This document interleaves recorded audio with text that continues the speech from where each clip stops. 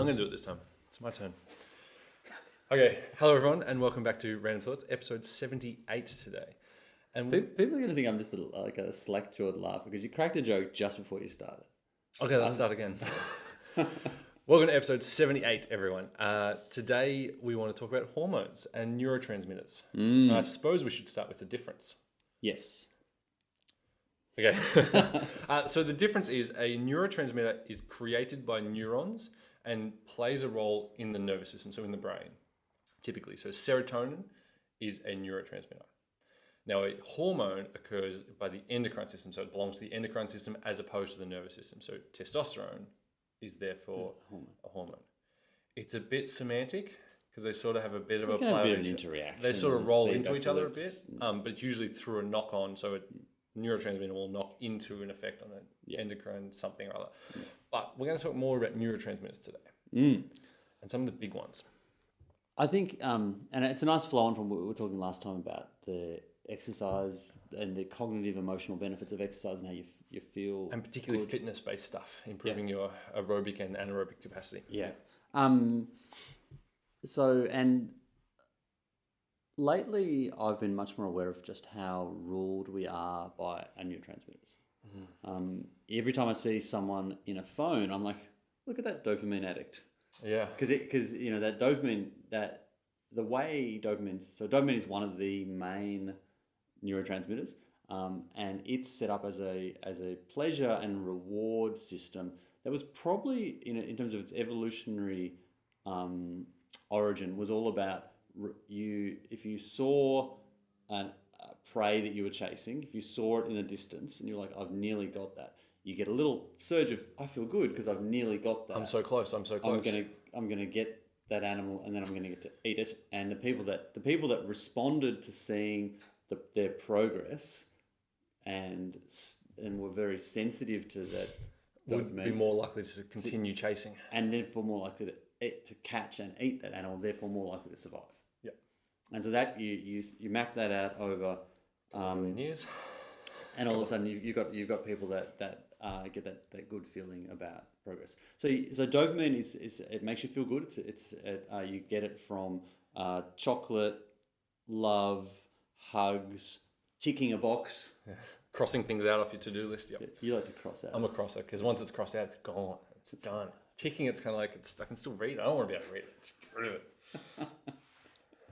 You're proper like caveman level dopamine. I like a nice tick. Yeah, you draw the box and everything. Can't do that. So dopamine is a neurotransmitter that can be used if you can harness it. You can use it to your advantage massively. So we use it a lot here in terms of setting concrete targets of things that we want to get done and doing those things and seeing that you are progressing. So even to the extent of on my task manager on my computer, I have it set up. You've got options where you can click a thing and the thing disappears, which I didn't like at all because I didn't have any sense of momentum in my day. See, whereas I love that because I started the day with a whole bunch of stuff, and then it's clear. And it's shrinking. It's like I started there with 20 to-dos. Email this and program that. Yeah, and right. Blah, blah, blah. And then as the day goes on, it's like I've got 3 things left. Yeah, and that just did not. Come on, I can nearly get. And I tried that for months. I'm a big Inbox Zero fan. Yeah, and then I tried the reverse, which was to still see them. Yeah. Because the difference is that, in my role, there's never because it's in some ways it's a broad. You have a tremendous amount to do, but it's probably slightly narrower. I've done a good job. We use the same task manager. I've done a good job of compartmentalizing it. So I'll only bring things into my today if I can get them done on the day. Whereas I just feel like I'm probably playing defense a little bit more. Yeah, you seem to be your work tends to be a bit more reactive, whereas mine is make it, produce it, put it out when it's done. Whereas because I'm sort of the last decision, I'm the last decision maker on a lot of stuff. Stuff will come in that I can't. Yeah. So anyway, whatever, we've worked out that your dopamine response is to empty task lists, and mine is to build a list of the tasks I did. Yeah. And so I feel, and I'm the nature of our work. Yeah. And also my personality is I'm a real momentum person. Like if I'm feeling like it's like downhill skiing for me. Like if I'm 6 tasks in, I'm like just let's go. Yeah. And every time I look at that list, I feel I've done 6 things. I've done 7 things. I've done 8 things. and that Yeah. that builds for me. Took me a long time to work that out. So dopamine's really interesting. Like if you can just learn what triggers your dopamine in a good way, and also know what triggers it in a bad way. So Sugar is a big one. sugar's massive. So sugar changes your body's system's response to dopamine. That if you overdo it and become, I suppose, for lack of a better word, a sugar addict, your body's ability to recognize and receive dopamine signal is downregulated. So you can continue eating the sugar, consuming the sugar. I've got a great video that I'll link to for this. Okay, there you go. If you continue consuming it, your body's still getting the dopamine, but it can't read it. So the receptors for dopamine are blocked off and inhibited and downregulated. Yeah. So your body's still producing dopamine, but you have to get more sugar for your body to be able to absorb and recognize and get that feel good pleasure. It's amazing. That's how, and that's one of the effective. That's tolerance, effectively. And so what's happened? What happens when you have less sugar? So my sugar content since I got my act together a few months ago, it's gone, way down. And now, I had to grab milk in the supermarket, not the supermarket, in the service station last night. And it's a gauntlet of sugar when you go into the service station. It's just chocolate, lollies Everywhere. And at the end of a long day, I was a bit sooky because I had my thing cut off my head. A bit sooky. It was the kind of time I would have known, you deserve a little treat, poor Durham. But I was quite immune to it. Do you know what's happened? Yeah, multiple things. It's a whole episode in itself. Well, had you gone for the sugar, first of all, you would have found it very good because it would have been too sweet because your taste buds adapt. I noticed that with soft drinks. Yeah, your taste buds sensitivity, especially to sweet, changes rapidly as you cut it out. So I'm the same. I don't have much sugar at all. If I have a particularly sweet piece of fruit, it's almost too much sometimes. And so your tolerance to sweetness, and by not having as much sugar, when you do have it, it's intensely more pleasurable because you get more out of it. I had it was Father's Day last week, and they have this charming but sort of annoying thing at the creche where they have, it's like 2:30 on a Friday afternoon, come down for the Father's Day thing. I'm like, I'm really busy and I just want Father's Day to be on Father's Days. So you have to stop your work day, you have to go down there, and then there's a little thing which is nice. But really the big thing is you don't want your daughter to be the one sitting there with, because there's always these kind of orphan kids. Like there's always, and I saw them, there's 5 or 6 kids whose dads didn't come. So really. But anyway, they had, and the deal is that, Amber goes and gets me some food and brings it to me as a kind of a Father's Day thing. And she got me a freshly made by kids chocolate chip cookie. Oh yeah. Oh my god! Because I haven't had a chocolate chip cookie for Months. 6 months maybe. I lost my mind. There was a dopamine response to that. Yeah, so your dopamine. So your taste buds are increased sensitivity, and your dopamine receptors basically become reactivated, I suppose, for lack of a better word. Not a doctor. Receptive, sort of. Become more receptive and more attuned to the dopamine signal. So you didn't take as much dopamine, just one cookie, to get that intense, pleasurable feeling. It may well have been the best cookie I've ever had. And that's all about perception, because we are ruled by those hormones and those neurotransmitters. So that's dopamine. So knowing that you're a step ahead of the game in terms of your sugar, knowing how you can harness dopamine to make you goal oriented and get your stuff done, and knowing that the traps, and I get caught in it more often than I would like to admit, on social media. Like whereas I won't look at my social media for a couple of days because I'm not actually that into it, and then I'll jump in and I'll go, oh my god, I've just lost 40 minutes. Yeah, catching up on all the important. Yes, social media with the notifications, because human contact and interactions and relationships are part of that dopamine cycle. Social media is a big one. Get that notification, ding, poof, got a thing. And it's a little surge. And it becomes a big. So phones and Instagram and Facebook become big. Really interesting. As you're watching this probably on Facebook. Sorry. And so it becomes a big thing where you can. Don't let that stop you from hitting the like or the share button. This is like an exception. You can curate your social media though to be more educational and interesting, as opposed to just cat videos and fails. So keep that in mind. That's probably an episode for another time. That's a good one. Next hormone. Do you want to talk about serotonin? Yeah, I want you to talk about serotonin. Okay, so serotonin.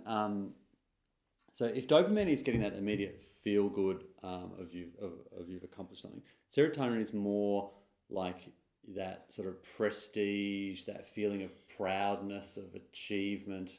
Bit connected to ego in a sense, almost. It's a little more tied to it's the value other people see in you. It's a really interesting thing.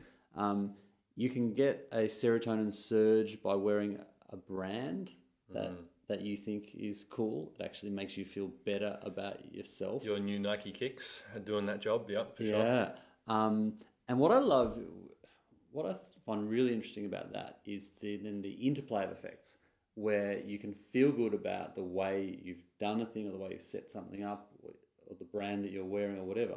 Because the brand you're wearing is a bit shallow. So it's kind of like, to put the two in context, dopamine's kind of like getting the job done, and then serotonin's kind of like receiving the praise for the work afterwards, kind of thing. It's kind of, feeling so good. So dopamine is playing the sport, and then the serotonin is winning the MVP or winning the best and fairest, in a sense. And that prestige is like, I've been recognised for my efforts, kind of thing. But I think, and I think the interplay is, to make an anecdotal example, so I have a really nicely organised home gym, which I'm very proud. I've got a tiny Only because it had to be organised because it's the shoebox. But I love it. It's well done though. Yeah. But I love it because and so every time I train in that, I feel I literally open the door and I'm like, that's a kick-ass gym I've designed. Like I feel really good about that. And then I get in the gym and I'm working out and I'm like, I just did a great workout. And I'm getting dopamine plus serotonin. So I'm feeling literally pumped up and great at the start of the day. I've organised a thing well and I'm got to use it. And now I'm winning. Like the day hasn't even started and I'm already it's pretty on cool. a roll.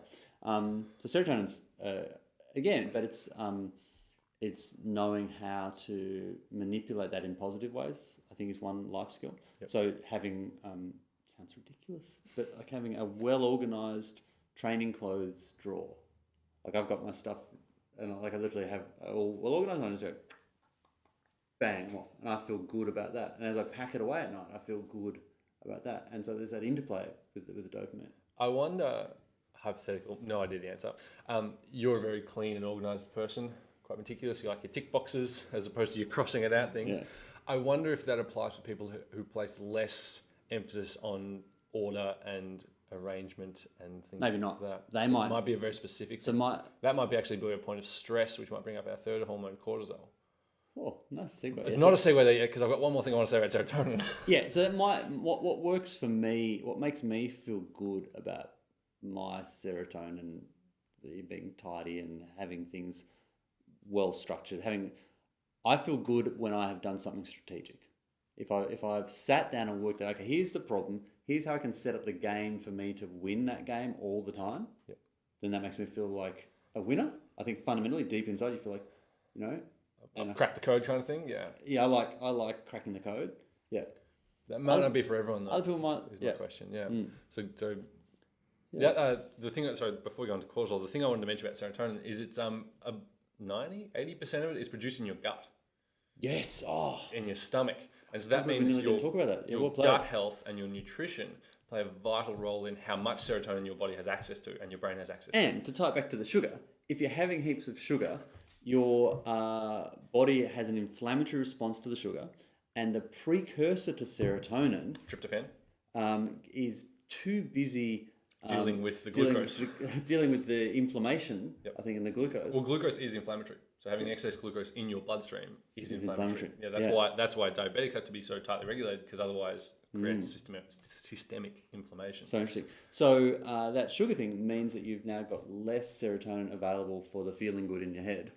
Because it's fighting this battle in your stomach. It's so interesting. Yeah. And that then also compromises your microbiome, which is like the little bugs, the good bugs and bacteria in your body that help you digest food. How many billion of, we're mostly bacteria. Well, not on weight, but on cell number. On cell number. We are more foreign bodies and bacteria and bugs than we are cells. If you're doing a roll call of my entire, an atomic roll call of Durham. Less than 50% of you is actually Durham. The rest is all hitchhiking bacteria. Mostly in your gut and your intestines. Stowaways. Yeah. And they're the guys that do the job, like, so for example, lactase is the guy that helps you digest lactose. Yep. And if you get the ratios of them wrong and they become sick and the numbers go down, your gut health drops and your ability to produce serotonin is reduced. And I imagine too, what you were talking about, the sugar in the servo last night. the microbiome. So my microbiome profile a year ago would have been, if you're doing, we're talking about the roll call, and you're doing like a pie chart, I would have had a significant amount of my microbiome were simple carb loving, because the more that you give it sugar, then the bacteria that break down sugar flourish, and they start to dominate the ecosystem. And the problem is they're not the good ones, exactly. Yeah. And so I would have had, and then they actually, what they now are, and this is still kind of on the cutting edge, they're still uncovering. What I found amazing was the microbiome will have a desire for the thing that they live off, and therefore they will drive you to desire sugar. Via your hormones and your neurotransmitters. We are only controlled 100% by chemicals. It's amazing. One more thing on serotonin, I think, is it's a sidetrack from that, but it's also phenomenal. So serotonin is made from the precursor protein called tryptophan. Tryptophan is found in oats, yogurt, dairy foods, peanuts and peanut butter are really high on as well. Meats, nuts, legumes. Don't you get something like a bunch of it from turkey, and it makes you feel sleepy and happy as well? I'll give that a second. That's what you stole my thing. Oh, I'm so sorry. Anyway, so tryptophan gets into serotonin. Just ignore that last bit. Predominantly in the gut, and that then goes to the brain and gives you the serotonin feeling by the nervous system. Serotonin itself, along with tryptophan, is then a precursor for melatonin, the sleep hormone. This is why the no carbs before dinner thing, or no carbs after 4 p.m. thing, is actually potentially worse for dieting, because it ruins your sleep capacity and your ability to sleep well. Because you need melatonin. Melatonin is effectively the opposite of our next hormone, cortisol, and it is the sleep hormone. So it is the one that responds to the sun going down, warm lights as opposed to blue lights, and it then sort of starts your body on this cascading effect of relaxing, turning down, sleeping. So things like turkey combined with complex carbohydrates, because complex carbohydrates slow down your digestion and lower your blood glucose. Those two together, so thinking Thanksgiving dinner with your turkey and roast potatoes and stuff like that, or our nighttime oats for dinner recipe, oats, yogurt and peanut butter, that tryptophan helps trigger your melatonin a couple of hours before bed, shuts you off and puts you to sleep. So there you go. Hormones. So cool how neurotransmitters. Yeah. And because that interplay, that oppositional nature of cortisol versus, I think it's so interesting. And so again, you have sugar or alcohol as well, does the same thing. You have sugar, alcohol before bed. It interrupts that melatonin production. Inflammation in the gut ruins your serotonin and your melatonin production. Worse night's sleep. Okay, so good. So cool. Should we talk cortisol? Yes. So cortisol is less a neurotransmitter. It's actually a hormone, but I think it's still it should be part of the conversation. Yeah, and it sort of is the opposite of so many of the good hormones. Yeah, and it's also needed. So the circadian, I think it merits just talking briefly about how the circadian rhythms thing actually works. And again, it comes back to evolution. Circadian rhythm is your body's your body has an internal clock, and the clock basically dictates when you fall asleep, when you wake up. Animals and people and I guess it was more animals developed this first, obviously, in terms of an evolutionary thing. If you're an animal and you're only startled awake by the sun in the morning, what's going to happen then is you're not going to catch much food. You actually need your own clock that wakes you up half an hour before, so you can be out and about catching food or not being caught, as the case might be. Yeah. And so that clock element, that ability to have an internal body clock that wakes you up at a certain time is really important. And cortisol is the alarm bell. Yep. Your cortisol levels go up, your adrenaline comes up a little bit, and your body just kind of boots up, and you're good to go. And so cortisol works basically in exact opposites to melatonin. Yeah. We mentioned this before. Yeah, it's just getting you up and going. The problem is in modern life is that, and cortisol is also a tiger jumps out and starts chasing you, and it's like fight or flight, massive dump of adrenaline, massive dump of cortisol, run away, don't get eaten. Yep. And in modern life, unfortunately, what we have is this weird thing we've only been dealing with for the last few hundred years, really. And even on a more extreme level, the last 50 years, when you talk about screens and things like that. This drip feed of this this hormone, which is highly counterproductive. Yeah, so cortisol is kind of supposed to be this like big dose, save you from a situation, move on, relax back down. Yeah. But what happens is you end up with traffic in the morning. Yeah. And then you end up with a bad sugary inflammatory breakfast, and then a work meeting that doesn't go well, that's highly stressful, and then an emergency phone call, and then like we're constantly, and then a social media problem, and then like we're constantly being drip fed with just little bits of cortisol all through the day, and it becomes this thing where it's literally carcinogenic. It's carcinogenic. Carcinogenic, thank you. Yeah. Where it creates and causes cell deformation and deformity inside the body and creates big problems. Crazy. So you want to keep your cortisol, and people can become a bit too like, oh, you've got to keep cortisol down all the time. It's like, no, like it's a feedback system. It's part of the loop. But there is your testosterone to cortisol ratio, and you do want to have a ratio where it's positive in the testosterone direction. Yep. I think the big thing is if you're doing your exercise stuff, you're less able to feel stressed, so the cortisol is going to be lower. But also, so it's very much a perception thing as well. Yeah. So two people put under the exact same level of stress will respond completely different when it comes to cortisol excretion and levels. Because one person will interpret that as extremely stressful, end of the world. The other person will go, I got it. Yeah. So it's very much a mental ability to cope with stress as well as the actual stress itself. I reckon the biggest hack on cortisol is in terms of not getting sick. So I did this thing earlier in the year where I told everyone no one was allowed to get sick, and I set myself a goal of getting through 2017 without actually being properly sick for the whole year. And touch wood, going well. And for me, what I'm aware of is that I love training in the mornings, gets it out the way, and it's the way that works for me. But your cortisol levels are pretty high in the mornings. And so there's been a couple of days where I've felt myself like, am I a little overtrained? And I'm like, whoa, I'll train, but I'll take it really easy. Do a wusses workout, as I call them. Yeah, because you know that your cortisol level is probably a little higher than it should be. And if you really push hard, the training stress will push it higher. Yep. And the higher the cortisol level goes, the lower your immune system goes. Yep. It actually, there's an inverse relationship. It's a suppressant, yeah. Yeah. So cortisol, it's kind of it has a reverse effect with testosterone, not directly, but kind of the testosterone cortisol. It's also immune system function. So high cortisol equals low immune system function. It's also kind of the thing we probably should lead with. It's the opposite of insulin, basically. So insulin is the hormone that your pancreas, secretes, which deals with glucose in the blood system. Yep. Takes that glucose, puts it into the liver, takes the proteins, puts them into muscles, stuff like that. Anabolic. And it's anabolic, so insulin is a growth hormone. So if you're looking to gain muscle mass and grow and repair, you want good insulin levels. You want high insulin levels. It's the opposite of cortisol. So when we eat in the morning, we then lower that cortisol level that we had overnight, and we can then sort of remove some of that stress. So like a low carb diet, for example, can actually be quite stressful in that sense.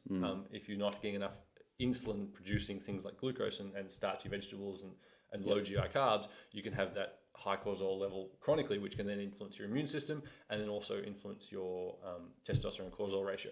It's pretty interesting. Yeah. The key takeaway on I think though is be mindful.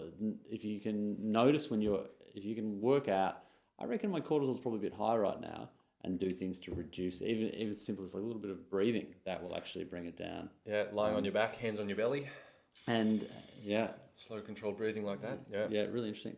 We're running out of time and I want to make sure we hit the other ones. What else do we need to talk about? Or do we need a part 2? Because there's adrenaline, there's oxytocin, there's noradrenaline. Oh, we totally need a part 2. Yeah, I think we'll just leave it with 3. Probably the biggest 3. Yeah. Don't listen to the next one. Next one. We've got testosterone, we've got estrogen, we've got oxytocin's a great one to talk about too. I'm gonna save it though. I think. Save it. Okay. We'll rush and we'll do it a disservice. All right. There'll be a few show notes for this one, so I'll find some stuff about how to exercise well, the cortisol stuff, the melatonin stuff, and we've got a couple of articles and videos on sugar as well. And the big takeaway from me is don't be as stupid as me and take until you are 43 years old to work out that you need to structure the game so you get your dopamine hits. Like it's taken me a long time.